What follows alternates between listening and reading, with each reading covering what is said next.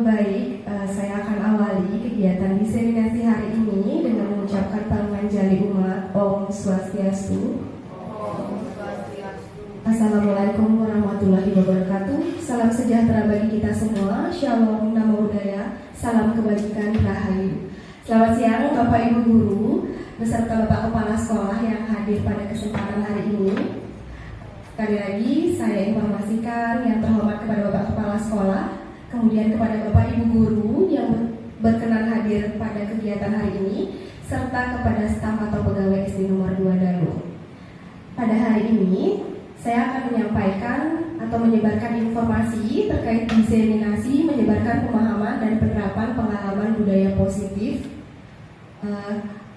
Diseminasi hari ini merupakan suatu kegiatan dengan tujuan sebagai pelengkapan atau pemenuhan tugas saya sebagai calon guru penggerak Angkatan 9 Kabupaten Bandung SD nomor 2 Dalu, sekaligus sebagai pembukaan suatu kegiatan komunitas belajar Ruber Dwida yang telah dibentuk.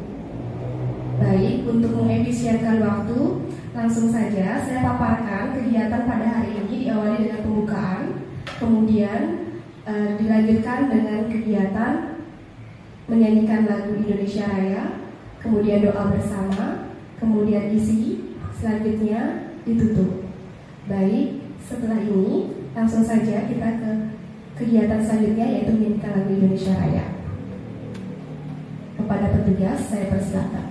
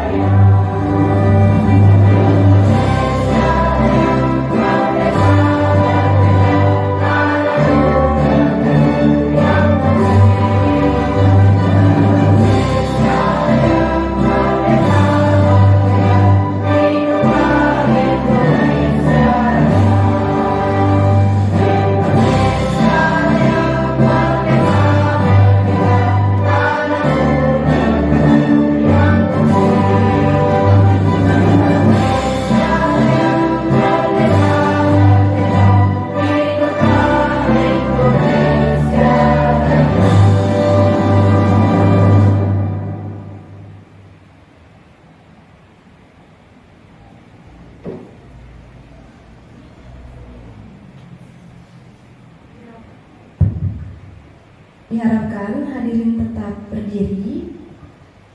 Untuk selanjutnya, agar kegiatan diseminasi ini berjalan dengan lancar, kita awali dengan doa bersama. Doa menurut agama dan keyakinan masing-masing dimulai.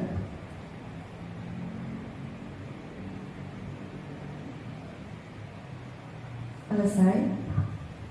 Silakan Bapak Ibu hadirin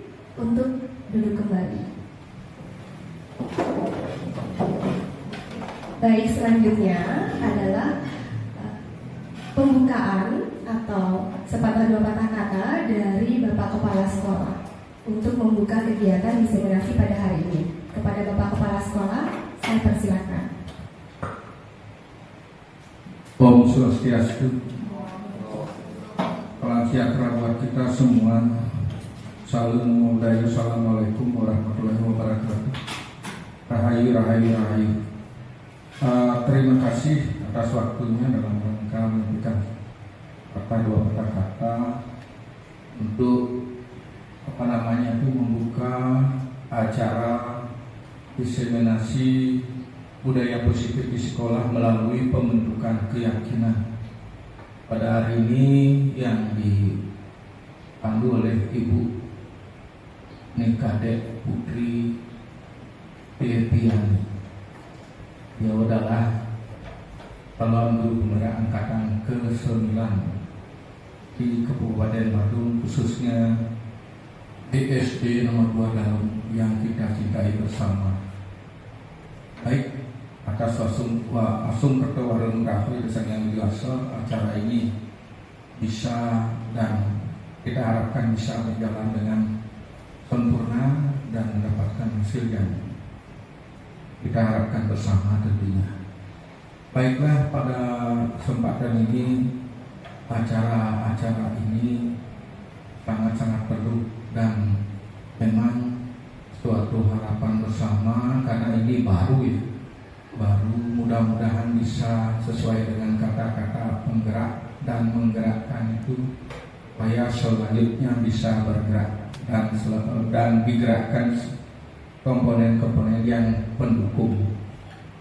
Apa yang dimaksud itu nanti mari kita buka bersama-sama sehingga keberhasilan daripada guru penggerak ini bisa mendapatkan hasil yang yang dirasakan nanti pada anak-anak, utamanya masyarakat. Mudah-mudahan kita tidak kehabisan akal, tidak kehabisan metode, tidak kehabisan materi, dan selanjutnya sehingga bisa maju keseluruhan berkat guru penggerak. Itu singkat cerita, mohon maaf kurang lebihnya, yang sendiri selaku kepala sekolah juga masih terang saja awam di bidang ini, namun bersemangat mengikuti. Mudah-mudahan bisa menjadi teladan untuk kita semua. Untuk itu sekali lagi maaf kekurangannya, kelebihnya kita pupuk bersama. Waktu yang kembalikan duduk dengan pramusadi. Om Santi Santi Santi Om.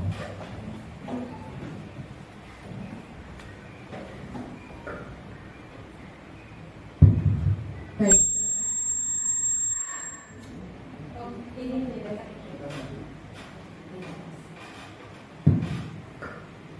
Baik, terima kasih kepada Bapak Kepala Sekolah untuk sambutannya sekaligus membuka kegiatan diseminasi budaya positif hari ini.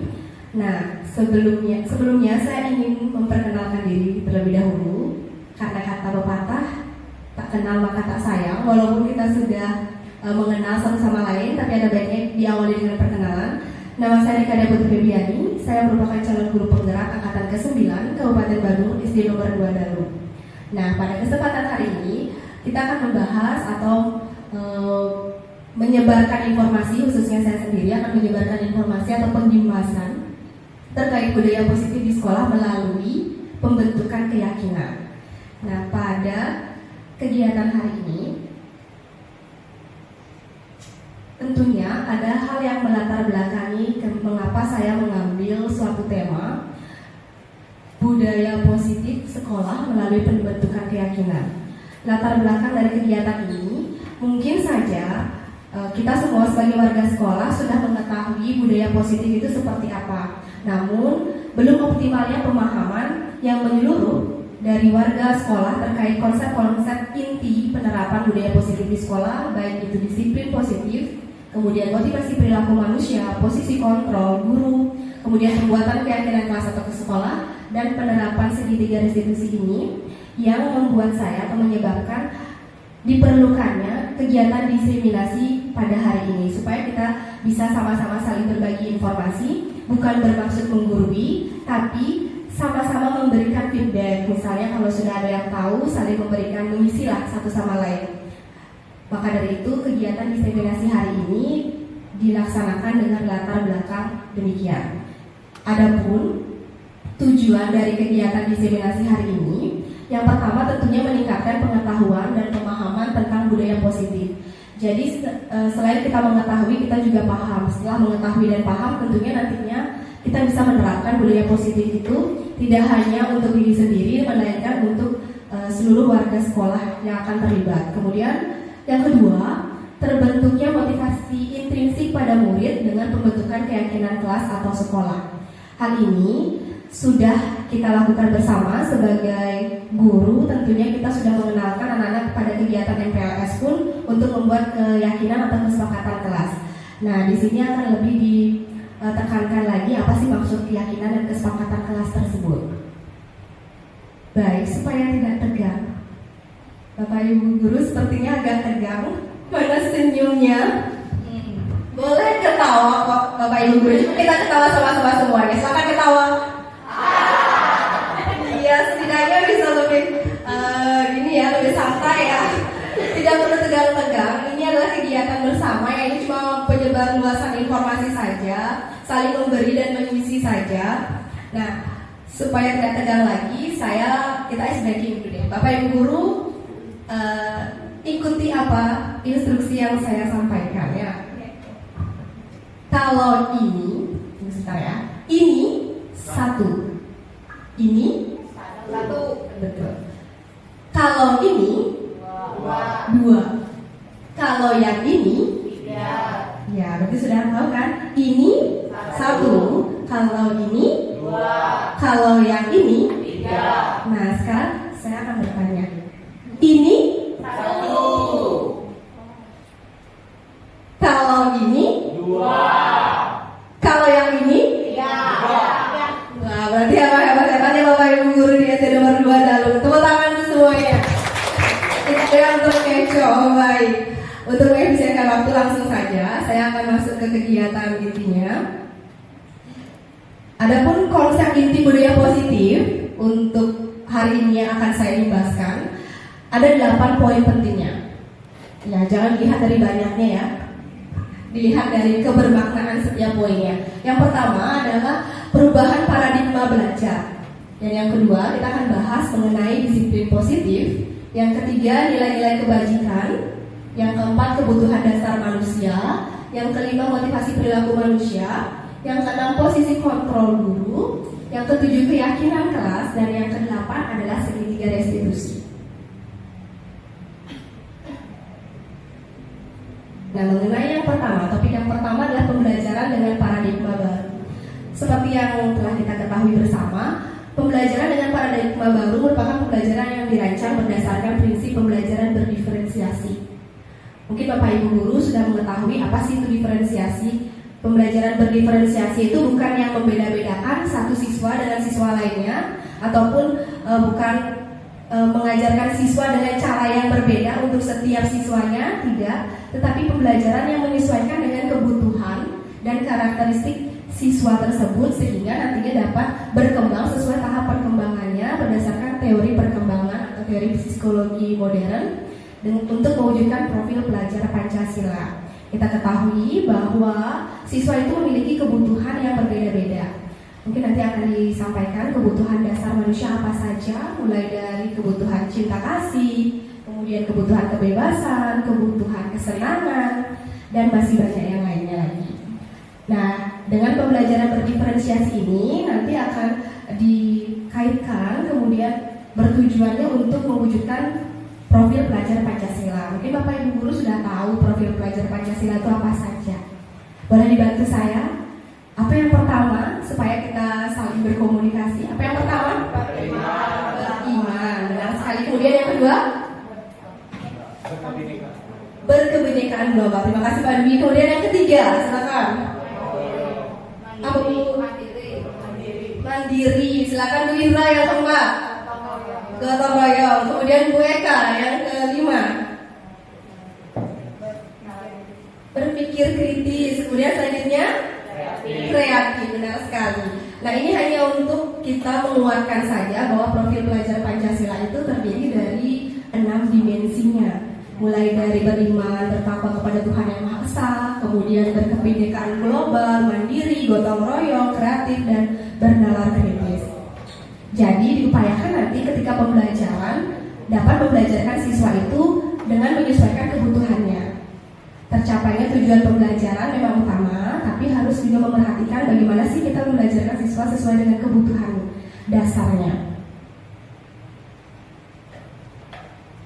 Kemudian yang kedua adalah berkaitan dengan disiplin positif. Nah, disiplin ini berasal dari kata disiplina yang berarti belajar. Nah, kita tidak akan lepas dari belajar ya. Semasa kita hidup kita akan belajar, entah di lingkungan formal, non formal ataupun informal lainnya. Nah, disiplin ini mengacu pada disiplin diri. Nanti disiplin terhadap diri sendiri, yaitu memiliki tanggung jawab terhadap apa yang dilakukan berdasarkan nilai-nilai yang diyakini. Jadi disiplin itu bukan timbul karena rasa takut saja, tapi lebih baik apabila disiplin itu munculnya dari diri sendiri atau ada motivasi intrinsiknya lagi. Kemudian disiplin positif merupakan salah satu cara penerapan disiplin yang bertujuan untuk menumbuhkan kesadaran untuk atau kesadaran memberdayakan siswa atau diri sendiri tanpa reward, tanpa juga hukuman. Reward, Bapak Ibu guru kan tahu hadiah. Misalnya kita iming-imingi siswa, kalau nanti anak-anak mau misalnya membersihkan kelas, nanti guru kasih poin lebih ya. Kalau misalnya kamu misalnya datang tepat waktu, berarti nanti kamu mendapat pujian yang lebih ya. Nah, itu masih ada rewardnya. Kemudian kalau hukuman, seperti yang kita ketahui bersama, misalnya kalau tidak melaksanakan suatu kegiatan atau apa tata tertib akan dihukum. Nanti kita akan lebih jelas lagi membedakan apa sih itu hukuman, apa institusi, apa konsekuensi dan sebagainya di step selanjutnya. Kemudian dari disiplin positif ini diupayakan kita nantinya sebagai pendidik, tujuan kita itu adalah menciptakan siswa yang memiliki disiplin diri. Disiplin diri ini dapat nanti mengacu pada nilai-nilai kebajikan universal. Nanti akan disebutkan lagi, akan saya sampaikan lagi nilai-nilai kebajikan universal itu seperti apa, dan memiliki motivasi intrinsik seperti apa yang telah saya ketahui. Memang motivasinya berasal dari diri sendiri, bukan hanya atau bukan berasal dari motivasi luar seperti itu ya, sehingga nanti perubahan perilaku itu memang benar-benar mengarah ke hal yang lebih baik. Nah, sampai di sini apakah mungkin ada pertanyaan dari Bapak Ibu guru? Belum ada. Ya, saya lanjutkan saja ya supaya relate dia ya, supaya nyambung dengan materi yang tadi.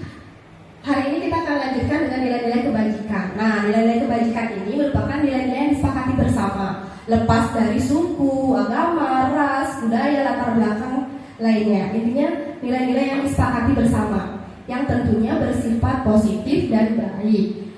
Ada contoh nilai kebajikan, institusi ataupun organisasi. Kita bisa lihat dari profil pelajar Pancasila seperti yang sudah disampaikan sebelumnya, yang ada 6 dimensi tersebut. Kemudian dari IBO Primary Years Program PYP.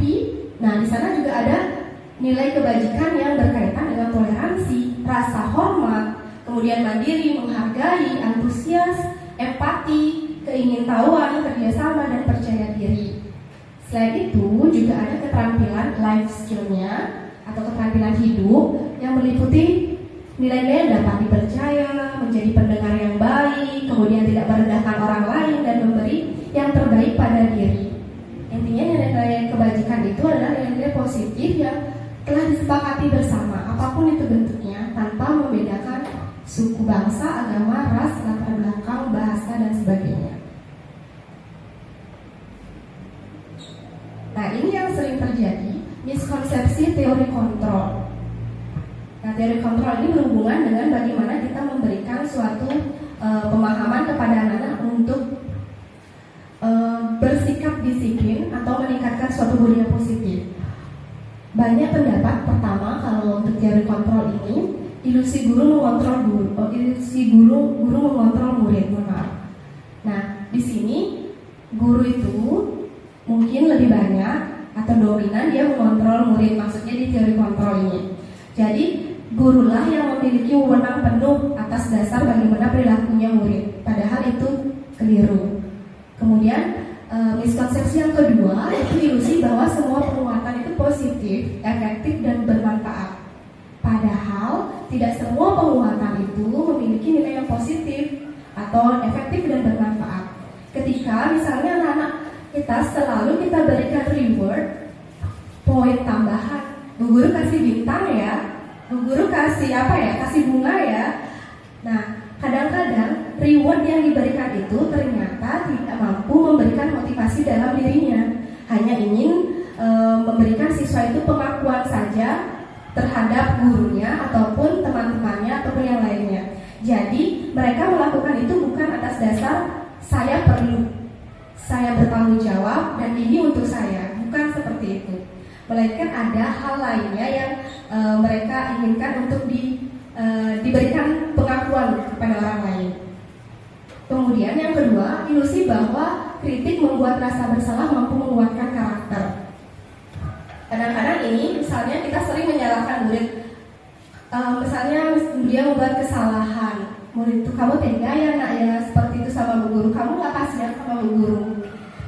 Anak-anak itu mungkin akan berpikir dia, apakah saya seburuk ini ya, saya sampai membuat guru saya kecewa, apakah saya ini seburuk ini ya. Hal itu yang akan membuat psikologis dari anak itu akan terganggu. Karena kamu kenapa sih kamu tidak bisa melakukan hal tersebut padahal temanmu itu bisa. Bu Guru kurangnya apa sih? Kamu tega ya seperti ini sama Bu Guru.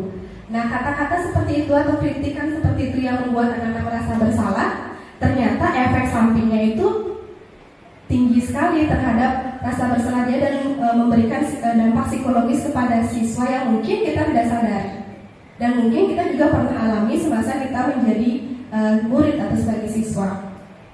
Nah, kemudian yang keempat ada miskonsepsi teori kontrol yang menyatakan bahwa ilusi bahwa orang dewasa berhak memaksa. Nah, karena di sini peranannya guru itu memang orang yang dituakan di sekolah, jadi kadang-kadang ada suatu pandangan yang menyatakan bahwa kita kan dewasa ya, jadi kita bisa berhak mengontrol siswa, jadi kita bisa memaksa siswa itu untuk melakukan apa sih yang sesuai dengan yang kita inginkan. Nah, di situ kita luput bahwa siswa itu ternyata punya kebutuhan sendiri, dia punya kebutuhan kebebasan, dia punya kebutuhan kesenangan sendiri yang harus kita perhatikan juga ternyata seperti itu. Jadi di sini sebaiknya orang dewasa itu tidak berhak memaksakan. Kita lebih banyak harusnya itu mengajak siswa itu berbicara, saling bertukar informasi.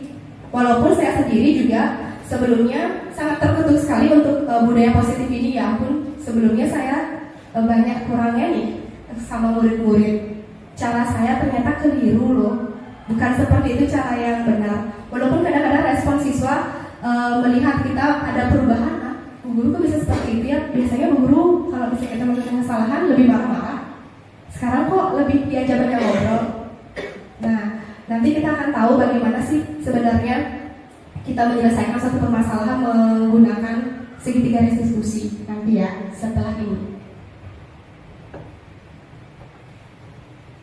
Nah, di sini dari hal tersebut yang ada miskonsepsi terhadap teori kontrol, di sini ada mengubah paradigma stimulus respon ke pendekatan teori kontrol. Dalam stimulus respon kita mengetahui realitas ya, kebutuhan kita itu sama. Kita harus disiplin nih, kita harus datang pagi. Semua menyatakan persepsi itu sama. Tetapi di teori kontrol, realitas atau kebutuhan kita itu beda-beda. Nah, bagaimana nantinya kita bisa menyesuaikan dan saling menghargai. Walaupun misalnya kita belum bisa datangnya pagi-pagi sekali, tapi kita berusaha lah. Saya ini ya seharusnya selayaknya memang datang lebih pagi. Bagaimana caranya saya ya kita yang mengetahui supaya memang benar-benar kebutuhan itu memang berasalnya dari kita dan memang kita menyadari bahwa perbedaan kebutuhan itu ada. Kemudian yang kedua, semua orang melihat hal yang sama.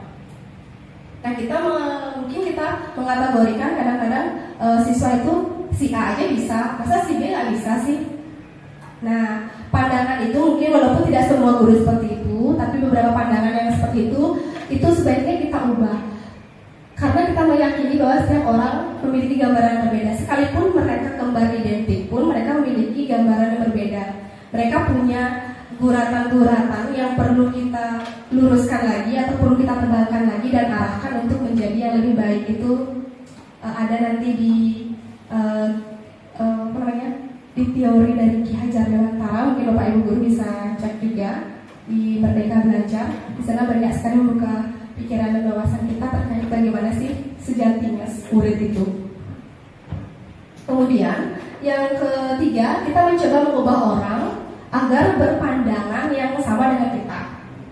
Nah, di teori kontrol ini kita berusaha kita berusaha memahami pandangan orang lain tentang dunia. Jadi kita tidak bisa mengontrol orang lain, yang bisa kontrol diri kita sendiri adalah kita sendiri. Kita nggak bisa memberikan menyuruh orang itu untuk mengikuti apa yang kita inginkan. Kita nggak bisa seperti itu. Kalau pandangan stimulus respon kan setiap orang itu kita mencoba untuk mengubah pandangan orang. Tetapi kalau di teori kontrol kita yang berusaha memahami apa sih yang dia maksud. Nah, lebih kita melihat ke dalam, kita lebih merefleksikan diri kita seperti apa sih maksudnya si A, seperti apa sih maksudnya si B. Nah, kita yang lebih bisa mengontrol diri kita sendiri. Kemudian perilaku buruk itu dilihat sebagai suatu kesalahan. Nah, itu adalah teori dari stimulus respon. Kalau teori kontrol, nah semua perilaku itu memiliki tujuan. Jadi, kalaupun misalnya ada siswa yang tiba-tiba nyeleneh, misalnya ada interupsi yang berlebihan, kita tidak bisa semata-mata menyalahkan siswa tersebut. Kita lebih banyak harus bertanya kepada anak itu, ataupun kita lebih banyak menganalisis bahwa setiap perilaku itu memiliki tujuan. Apapun yang kita lakukan sebenarnya itu memiliki tujuan. Jadi kita lebih menganalisis seperti itu. Selanjutnya, orang lain bisa mengontrol saya. Itu untuk teori stimulus respon. Tapi di teori kontrol hanya kita sendiri yang dapat bisa mengontrol diri kita. Jadi untuk berbuat yang baik memang selayaknya dimulai dari diri sendiri, bukan dengan mengontrol orang lain. Kemudian yang selanjutnya, saya bisa mengontrol orang lain. Ini masih sama dengan yang di atasnya. Di teori kontrol, Anda tidak bisa mengontrol orang lain, tapi Anda yang bisa mengontrol diri Anda sendiri. Karena perilaku yang bisa kita kontrol itu sebenarnya diri kita, bukan kita mengontrol orang lain. Dan selanjutnya, pemaksaan ada pada saat rujukan gagal. Misalnya kalau kita gagal misalnya membujuk siswa, kita akan memberikan pemaksaan atau tekanan kepada siswa. Nanti kalau anak-anak tidak mau belajar, ya sudah, nanti guru akan panggil orang tuanya. Atau bagaimana? Hukumannya apa? Nah, kita akan menggunakan asas pemaksaan tersebut apabila di stimulus respon. Tapi untuk di teori kontrol, kita akan memberikan suatu kolaborasi atau konsensus, menciptakan pilihan-pilihan baru. Dari sini ada kolaborasi, ada konsensus. Jadi kita ada percakapan, kesepakatan, mufakat bersama untuk menyelesaikan suatu permasalahan. Ada dua pihak yang terlibat, bukan satu pihak. Seperti itu untuk mengubah paradigma stimulus respon ke pendekatan teori kontrol. Nah, selanjutnya adalah kebutuhan dasar manusia. Kebutuhan dasar manusia ini adalah segala sesuatu yang dilakukan untuk memenuhi suatu keinginan atau mendapatkan apa sih yang kita inginkan. Nah, untuk memenuhi apa yang kita inginkan, pastinya kita menggunakan atau mengerahkan suatu usaha yang terbaik yang bisa kita lakukan sehingga kebutuhan kita itu dapat terpenuhi. Nah, seperti itulah kebutuhan dasar manusia. Nah, dari sinilah nanti ada 5 kebutuhan dasar manusia yang sama halnya juga dimiliki oleh murid-murid kita atau siswa kita. Yang pertama, kebutuhan bertahan hidup, tentunya makan, minum, kemudian keamanan, kesehatan, itu merupakan kebutuhan dasar lah, kebutuhan survival. Yang kedua ada kasih sayang dan rasa diterima.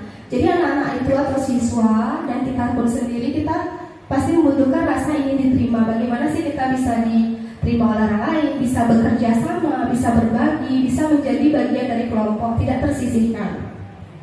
Kemudian yang ketiga ada kebutuhan penguasaan. Jadi di sini ada harga diri, ada keinginan untuk dianggap.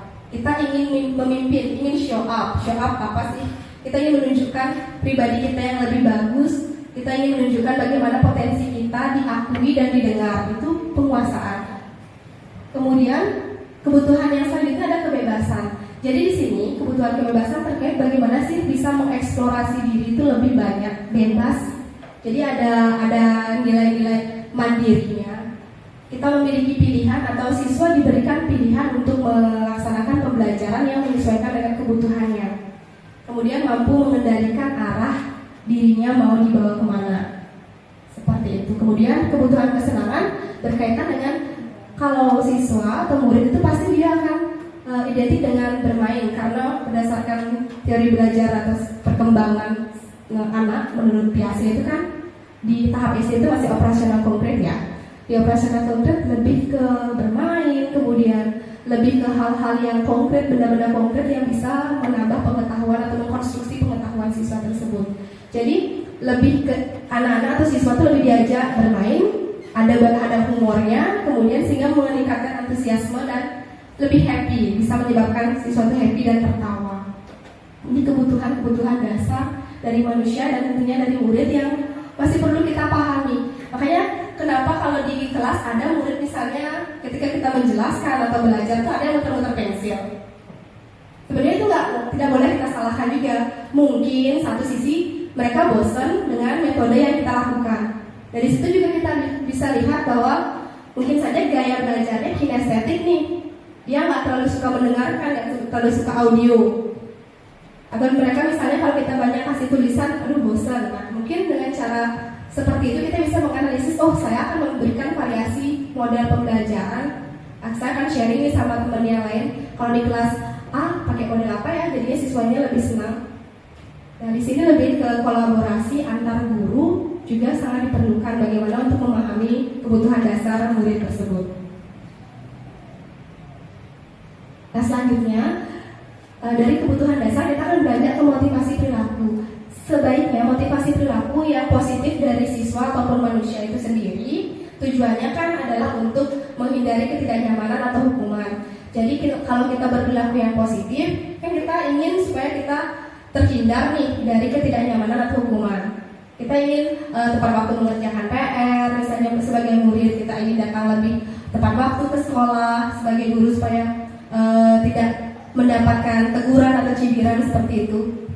Dan yang kedua, motivasi perilaku manusia itu juga bertujuan untuk mendapatkan imbalan atau penghargaan dari orang lain. Nah, kedua motivasi ini merupakan motivasi yang ekstrinsik, berarti motivasi yang berasal dari luar. Sehingga kalau motivasi berasal dari luar, itu motivasinya karena ingin mendapatkan pengakuan saja, menghindarkan diri dari ketidaknyamanan saja. Tapi alangkah lebih baiknya ketika motivasi itu ditimbulkan dari dalam, sehingga kita yang bisa menghargai diri kita sendiri dan bertanggung jawab atas apa yang kita perbuat. Nah, di sini saya akan menyampaikan atau berbagi informasi lagi terkait hukuman. Apa sih bedanya hukuman, konsekuensi, dan restitusi? Kalau hukuman ini tidak terencana, tiba-tiba. Jadi kalau misalnya siswa itu ribut, kita hukum, atau siswa tidak membuat PR, kita kita hukum jemur di halaman. Nah, hukumannya itu biasanya siswa tidak akan tahu apa yang terjadi dan siswa tidak dilibatkan terhadap hukuman yang diberikan. Jadi sifatnya satu arah, guru yang memegang kontrolnya. Bisa berupa fisik ataupun psikis. Dan kadang-kadang hukuman itu tidak relate sama atau dengan apa yang kesalahan dilakukan oleh siswa. Kemudian apabila konsekuensi ini sudah terencana dan disepakati sesuai peraturan atau kesepakatan kelas. Misalnya apabila ada yang ribut, konsekuensinya apa? Kita sudah sepakati bersama siswa. Kalau misalnya ada yang menumpahkan makanan, konsekuensinya ya kita harus membersihkannya. Nah itu konsekuensi. Kemudian yang ketiga, restitusi. Restitusi ini terkait dengan proses menciptakan kondisi bagi murid untuk memperbaiki kesalahannya. Ini lebih ke banyak siswa itu dengan guru itu mengadakan berbicara bersama, dialog positifnya, sehingga nanti siswa akan diajak untuk mencari atau menyadari kesalahannya dan mencari solusi sendiri terhadap apa yang dilakukannya. Nah, di sini ada 5 posisi kontrol guru. Yang pertama, pembuat rasa bersalah. Kemudian yang kedua itu ada penghukum, ada teman, ada pemantau, dan ada manajer. Nah, untuk lebih jelasnya lagi, saya akan memberikan suatu kondisi atau kasus dari penerapan 5 posisi kontrol. Kasusnya itu siswa pemurid terlambat masuk ke kelas setelah jam istirahat. Nah, ketika jam istirahat, biasanya kan anak-anak habis belanja, habis istirahat itu kan ada waktu untuk masuk kelas. Nah, siswa itu terlambat masuk ke kelas. Jikalau kita menjadi posisi guru sebagai penghukum, kita akan suruh anak-anak, nak silakan kamu berdiri saja di depan kelas sampai akhir pembelajaran, atau bersihkan toilet. Nah, itu contoh penerapan posisi guru sebagai penghukum di posisi kontrol. Kemudian kalau misalnya untuk pembuat rasa bersalah, ada sedikit kata-kata yang dengan nada yang agak rendah, agak halus. Sudah berapa kali sih Bapak sama Ibu guru mengingatkan, masih saja diulangi. Tindakan ini sungguh mengecewakan Bapak Ibu guru ya. Kamu tega saya sama Pak Guru. Nah, di situ ada posisi kontrol pembuat rasa bersalah.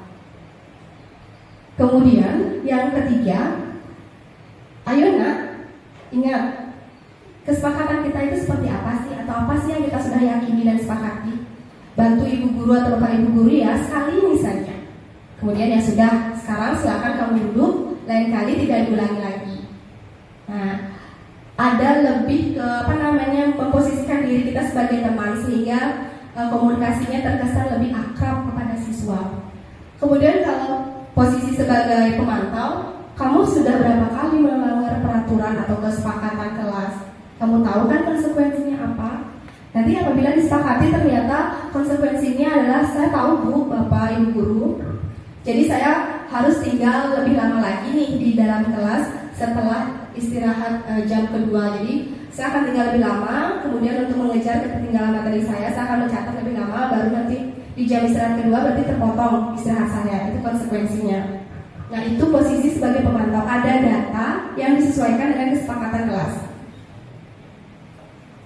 Kemudian posisi yang paling ideal itu adalah posisi sebagai manajer. Jadi di sini, apakah kamu tahu apa kesalahanmu? Siswa itu akan menjawab, ya saya tahu Bu, Pak Guru saya terlambat nih masuk ke kelas setelah jam istirahat.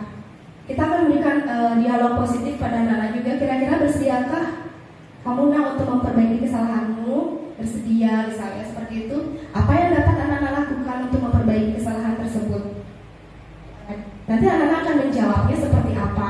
Dari hal yang dijawab akan ditimbulkan atau akan diupayakan tumbuh keyakinan dari siswa itu untuk melakukan hal yang positif. Karena apabila diberikan hal yang positif, diyakini hal yang positif, pasti akan memberikan dampak yang positif juga. Nah, di sini saya minta kuis supaya lebih memahami dengan baik dari apa yang sudah saya sampaikan ya. Ada empat pernyataan. Kira-kira Bapak Ibu guru silakan menganalisis pernyataan 1, 2, 3, 4 yang manakah yang menyatakan posisi kontrolnya tersebut sesuai dengan posisi kontrol yang mana. Tadi kan ada 5 posisi kontrol nih.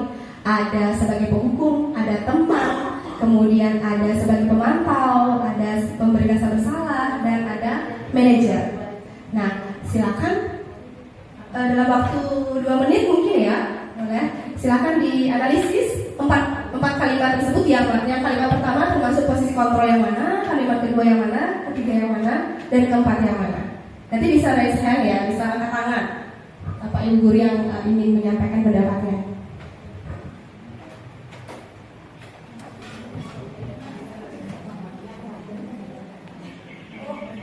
Yang mana? Silakan, boleh kok Bapak Ibu, boleh. Kita terbuka, silakan berpendapat. Angkat tangan, boleh ya, kita sepakati bersama ya yang menjawab. Angkat tangan. Ayo yang bisa, ayo silakan. Kalimat pertama, kalimat kedua, kalimat ketiga, dan kalimat keempat. Bebas ya, tidak harus yang pertama dulu. Saya berikan kebebasan. Silakan Bapak Dwi. Kalau menurut saya nomor 2 kayaknya itu sebagai manajer, karena kan direfleksi kembali ke siswa. Baik, tepuk tangan untuk Pak Dwi dulu ya. Ya, kita akan setiap ya jawabannya. Yang kedua adalah sebagai manajer. Bapak Ibu guru yang lain ada yang memiliki pendapat berbeda untuk pernyataan kedua atau kalimat kedua? Tidak ada? Kalimat pertama, ketiga, dan keempat. Ayo, silakan.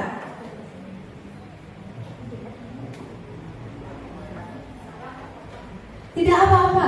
Di sini juga kita akan saling memberikan feedback ya, memberikan penguatan kepada siswa. Berani salah itu baik kok. Kan dari salah kita akan mencoba memperbaiki. Dari saya yang nomor 4 itu penghukum. Baik, terima kasih. Baik, terima kasih. Tepuk tangan untuk Bung Erna ya. Tepuk tangan dong teman-teman. Selanjutnya yang ke-1 dan ke-3 belum nih. Yuk, siapa yang bersedia? Ayo Bu Putu. Bu Putu malu-malu sini ya. Aduh Bu Putu. Baik, Ibu Putri yang nomor 3, ayolah lakukan demi Bapak Ibu. Ya, nah, Tia rasa itu adalah sebagai teman. Baik, tepuk tangan yang meriah untuk Bu Putu. Ya, selanjutnya yang terakhir nomor 1 nih, malah nomor 1 belum ya. Nomor 1, silakan Ibu ya, sepertinya. Menurut saya nomor 1 sebagai pembuat rasa bersalah. Baik, tepuk tangan untuk Bu Ria ya. Nah, sekarang kita akan mengetahui bersama ya, apakah jawaban Bapak Ibu sudah tepat atau belum. Kalau belum, kita akan kuatkan bersama kembali. Nah, sudah tepat semuanya? Sudah? Yang pertama itu, kamu tidak pernah benar melakukannya. Ada satu hal yang lebih memaksakan siswa itu terhadap apa yang kita yakini. Kamu gak pernah benar sih ngelakuin apa ini. Nah, di situ ada penghukumnya. Biasanya nadanya juga nggak mungkin kamu tidak benar-benar melakukannya. Tidak mungkin seperti itu. Biasanya nadanya agak tegas.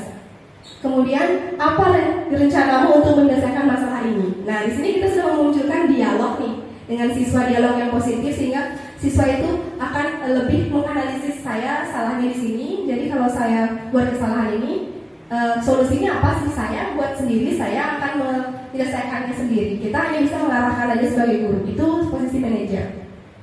Selanjutnya yang ketiga, sudah benar sebagai teman. Berarti ada hal yang positif, ada yang lebih akrab sifatnya kepada si anak, lebih mengayomi si anak tersebut. Tapi kurangnya yang posisi kontrol sebagai teman ini, anak-anak tersebut akan lebih mempercayai satu guru saja. Misalnya kalau sudah biasa misalnya sama Putri aja, ayo nak, gak apa-apa, kamu wajar kok salah, nah aja, misalnya jangan diulangi lagi ya. Tapi ketika si anak itu akan dihadapkan dengan guru yang lain, misalnya dengan Bu Indra dengan karakteristik berbeda misalnya, dia tidak akan bisa menganggap hal itu sama kepada seperti apa yang dilakukan oleh Bu Putri. Seperti itu, dia akan belum tentu dia akan bisa menerima dan memperbaiki apa sih kesalahannya tersebut, karena posisi teman ini lebih mengakrabkan antara 1-2 guru saja kepada siswa, bukan keseluruhannya. Kemudian untuk posisi pemantau, lebih ada konsekuensinya, ada datanya, apa yang kita sepakati, ya kalau tidak disepakati, konsekuensinya seperti ini. Nah, seperti itu pemantau. Ya, tepuk tangan ya untuk Bapak Ibu semuanya. Nah, selanjutnya keyakinan kelas. Menurut Bapak Ibu, mengapa keyakinan kelas bukan peraturan kelas? Kita sudah buat bersama nih, mengapa keyakinan kelas bukan peraturan kelas? Mengapa kesepakatan kelas ya? Ringkasnya seperti itu atau kata lainnya adalah keyakinan. Mengapa keyakinan bukan peraturan? Ada yang bisa bantu? Silahkan Pak Dwi. Baik, terima kasih Bu Putri. Jadi menurut saya kenapa keyakinan atau kesepakatan kelas bukan peraturan kelas?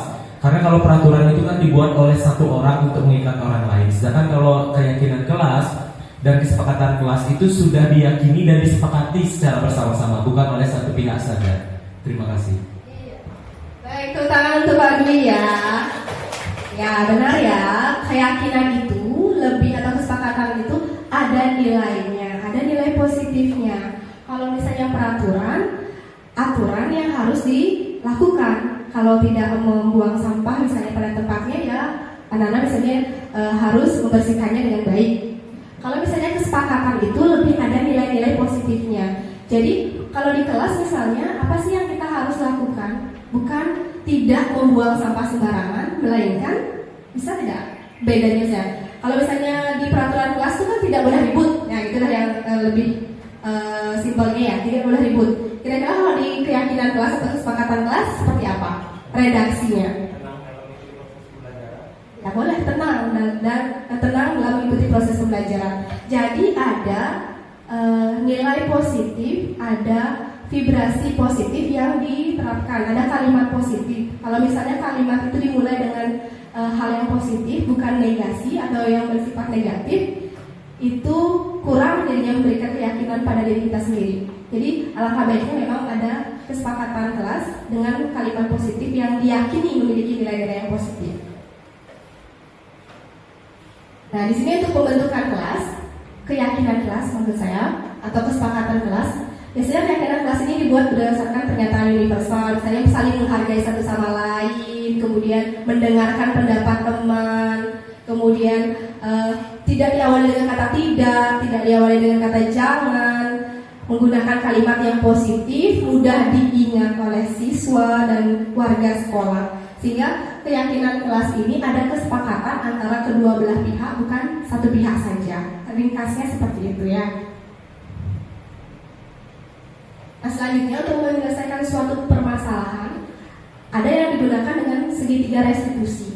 Kalau namanya segitiga restitusi ya berarti bentuknya memiliki bentuk segitiga. Kurang lebihnya segitiga restitusi ini adalah proses dialog antara guru dan siswa untuk menyelesaikan suatu permasalahan, sehingga pada muaranya nanti akan menumbuhkan siswa yang mandiri dan bertanggung jawab.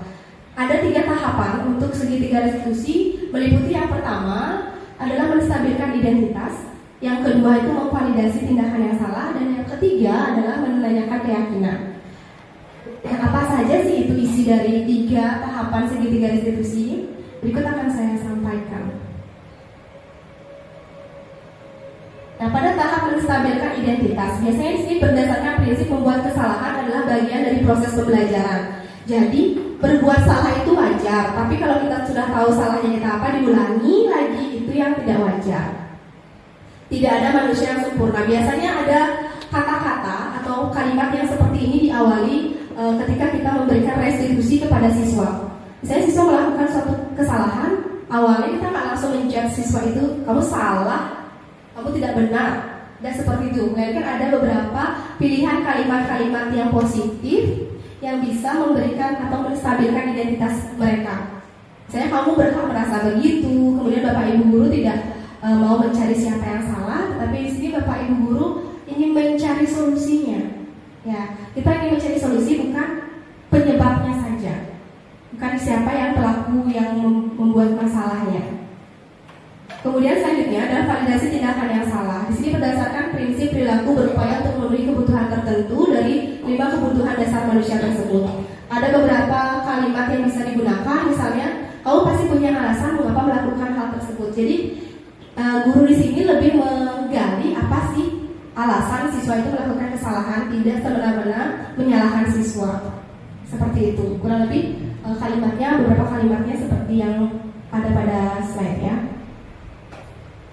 Selanjutnya yang ketiga adalah menanyakan keyakinan. Ini lebih mengontrol atau memberikan prinsip dari kontrol, yaitu pada dasarnya semua keyakinan itu atau semua tindakan itu memang termotivasi secara intrinsik. Nah, di sini biasanya ada pemilihan kata. Apa keyakinan kelas kita? Lagi kita kembali ke kesepakatan awal. Kita yang mengingatkan lagi kepada anak-anak ada nilai-nilai yang kita sepakati, kemudian misalnya dilanggar oleh siswa.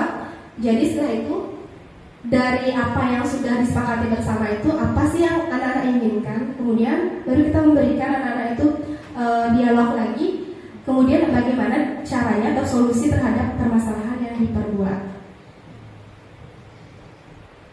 Untuk lebih realnya lagi, saya akan ajak mengamati video berikut.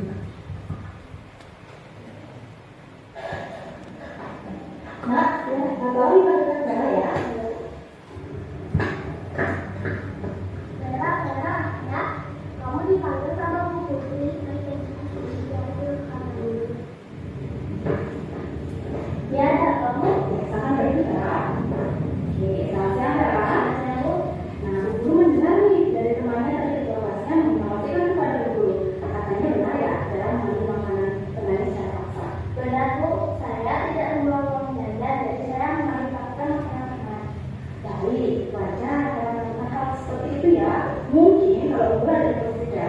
guru juga akan melakukan hal yang sama seperti yang saya lakukan. Ya Bu. Nah, sekarang apa yang saya lakukan kepada teman cewek tersebut? Meminta paksa sarannya darah Bu. Baik. Kenapa saya bisa melakukan hal tersebut? Pasti sudah punya alasan kan? Ya Bu. Apa alasannya darah? Awalnya saya hanya meminta sedikit makanan yang dimiliki oleh Bapak, tapi tidak diberikan. Saat itu saya sangat merasa lapar. Tanpa berpikir panjang, saya langsung mengambil paksa makanan di Bapak dan kesal lalu menghabiskannya. Baik, mungkin kalau guru dari posisi Vera, ketika guru merasa sangat lapar, guru mungkin akan melakukan hal yang sama seperti yang saya lakukan mengambil makan teman secara paksa. Tapi guru masih bersyukur nih, karena Vera melakukan hal yang jauh lebih parah daripada hal seperti yang Vera lakukan, mungkin dengan buku atau apapun yang tidak tadi. Jadi kita kira sama-sama ya sekarang kegiatan Vera tadi atau apa yang Vera lakukan tadi, mengambil makanan temannya atau makanan dalam secara paksa tersebut, apakah sesuai dengan keyakinan kita? Tidak. Nah, bila tidak sesuai, kira-kira keyakinan kelas apa yang Vera lakukan? Menghormati antara teman guru. Ya, benar sekali. Nah, jadi bertanya pada Vera sekarang, apakah menghormati antara teman-teman itu tidak sangat penting Bu? Nah, kalau bisa berbicara itu hal yang sangat penting, bersediakah Vera sekarang untuk memperbaiki kesalahan Vera tersebut dan seterusnya. Nah, kira-kira apabila Vera akan diberikan atau di posisi yang sama lagi, Vera merasa sangat lapar dan lupa membawa uang jajan, apa yang akan Vera lakukan sesuai dengan keyakinan kelas yang dirasakan? Harusnya membawa uang jajan dan kita ingin meminta makanan teman harus dengan seizinnya. Jadi benar sekali apa yang saya sampaikan. Jadi disediakan dengan memperbaiki kesalahannya, bersedia. Nah, sekarang bagaimana cara Vera untuk memperbaiki kesalahan yang Vera lakukan tersebut? Izinkan kita meminta makanan teman. Baik, terus sekali ya Vera ya.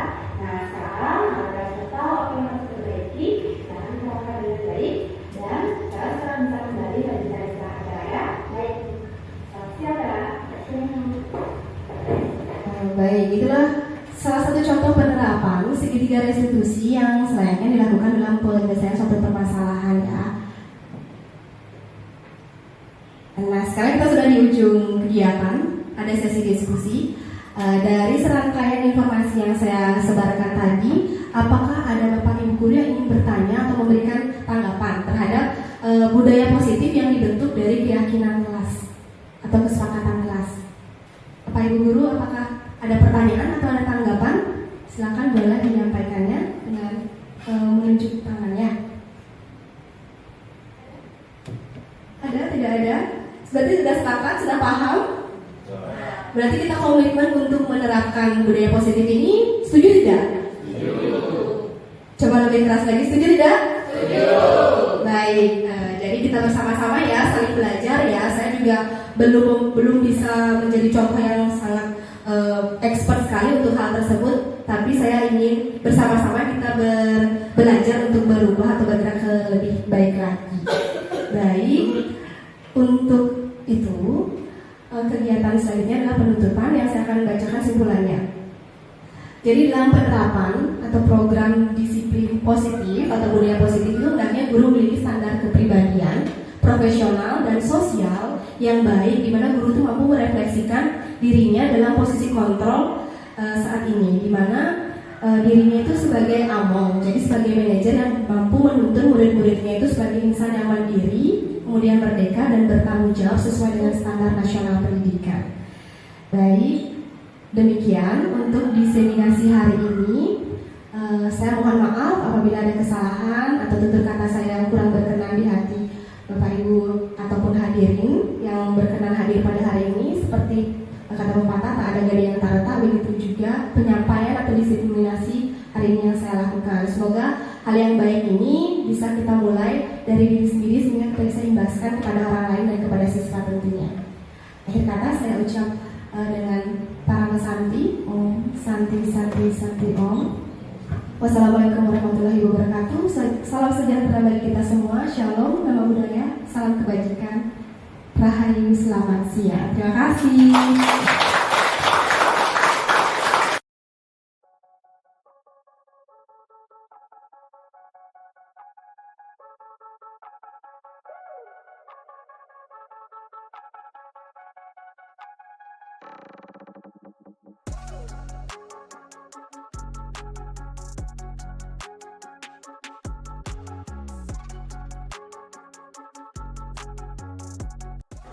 Anak-anak, hari ini kita akan membuat kesepakatan kelas. Jadi anak-anak sudah tempelkan semua post-it-nya? Sudah. Nah, dan alat tulisnya? Oke. Setelah ini, anak-anak sudah tahu kan kesepakatan kelas itu seperti apa? Anak-anak sekarang tuangkan ide kalian. Apa yang ingin kalian berikan untuk sepakati bersama? Kira-kira anak-anak tulis nama pada post-it-nya. Kemudian tuangkan idenya, berapa saja boleh, secukupnya. Nanti kita akan kumpulkan dan bacakan yang mana yang akan menjadi kesepakatan bersama.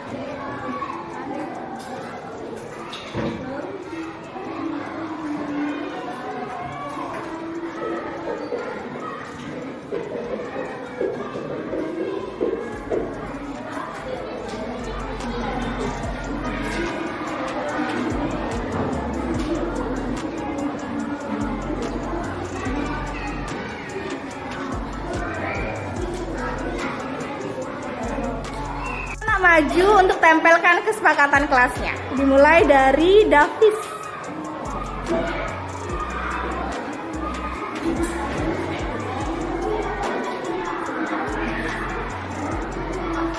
Bebas aja nak. Ya. Lanjut nak, lanjut. Boleh lanjut langsung. Silakan lanjutkan, boleh. Satria.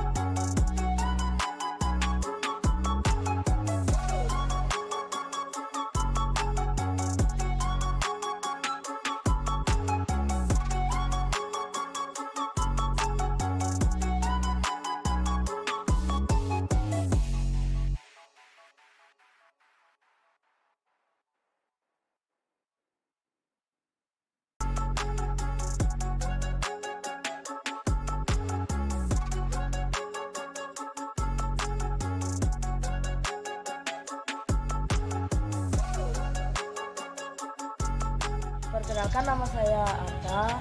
Saya dari kelas 6A, nomor absen 31. Nama saya Nika Drikana Agustini, nomor absen 22 dari kelas 6A. Perkenalkan, nama saya Ana Agung Indira Putri Maeswari, nomor absen 1. Saya dari kelas 6A. Perkenalkan, nama saya Manggi Setiawan, nomor absen 20 kelas 6A. Saya merasa senang dan bersemangat. Sangat senang dan bahagia. Dengan saya senang dan bahagia. Buat saya itu sangat penting. Karena bisa melatih kedisiplinan dan kemandirian. Untuk melatih kedisiplinan dan bertanggung jawab. Karena dapat